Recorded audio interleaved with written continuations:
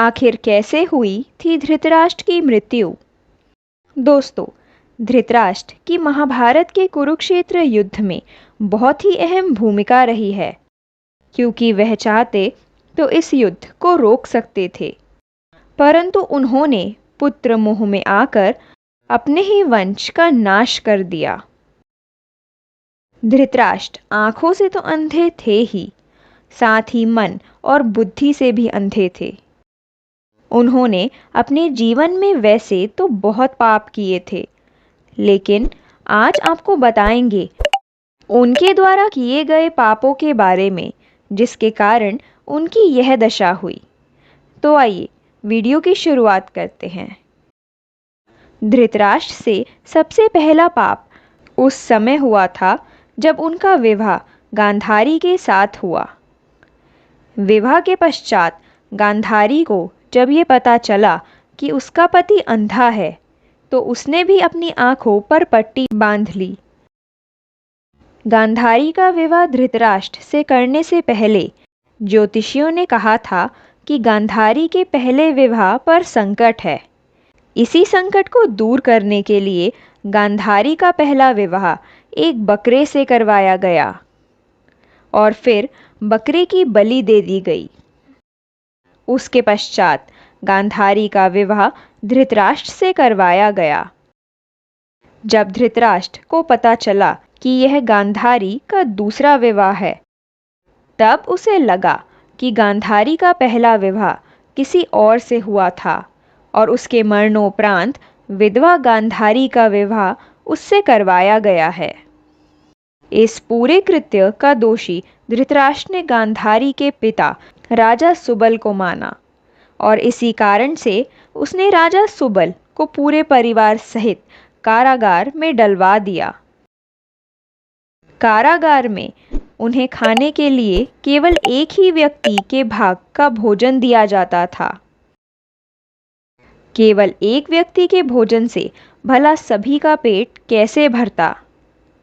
वास्तव में यह पूरे परिवार को भूखा मार देने की साजिश थी। परिस्थितियों को प्रतिकूल देखते हुए राजा सुबल ने यह निर्णय लिया कि वह यह भोजन केवल उनके सबसे छोटे पुत्र शकुनी को ही दिया करेंगे, ताकि उनके परिवार में से कोई तो जीवित बच सके।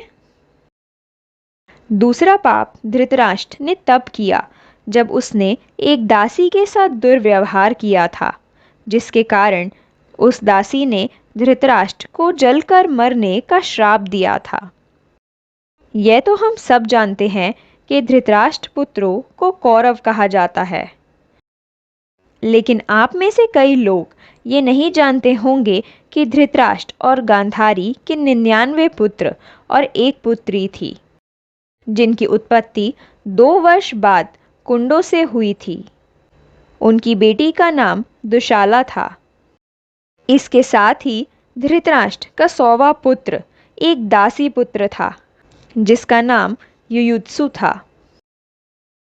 तीसरा पाप, धृतराष्ट्र ने पुत्र मोह में सदैव ही पांडवों के साथ अन्याय किया, जिसके कारण उसके सारे वंश व देश का सर्वनाश हो गया। यदि धृतराष्ट्र दुर्योधन की हट ना मानते तो महाभारत का युद्ध टल जाता। विदुर ने भी कई बार धृतराष्ट्र की नीति और अनीति के बारे में उसे बताया, किंतु धृतराष्ट्र ने विदुर की बातों पर ध्यान नहीं दिया। चौथा पाप, द्रौपदी चीरहरण के समय धृतराष्ट्र का मौन रहना। चीरहरण के समय भीष्म पितामह और धृतराष्ट्र के मौन रहने के कारण भगवान श्री कृष्ण महाभारत युद्ध में इनके विरुद्ध थे। द्रौपदी का चीरहरण महाभारत की एक ऐसी घटना थी जिसके चलते पांडवों के मन में कौरवों के प्रति क्रोध का भाव स्थायी हो गया था, जिससे उनके मन में प्रतिशोध की अग्नि जल रही थी। दोस्तों, इसके अतिरिक्त भी धृतराष्ट्र ने कई पाप किए थे, जिसके कारण उसकी मृत्यु इस प्रकार हुई। तो इसके आगे की कथा जानने के लिए बने रहें वीडियो के दूसरे भाग के साथ। तो इस वीडियो का दूसरा भाग देखने के लिए चैनल को सब्सक्राइब कर बेल आइकन को प्रेस करना ना भूलें, ताकि इस वीडियो के दूसरे भाग का नोटिफिकेशन सबसे पहले आपको मिल सके। तो जल्द ही मिलते हैं इस वीडियो के द्वितीय भाग के साथ। तब तक अपना ध्यान रखें। जय श्री कृष्ण।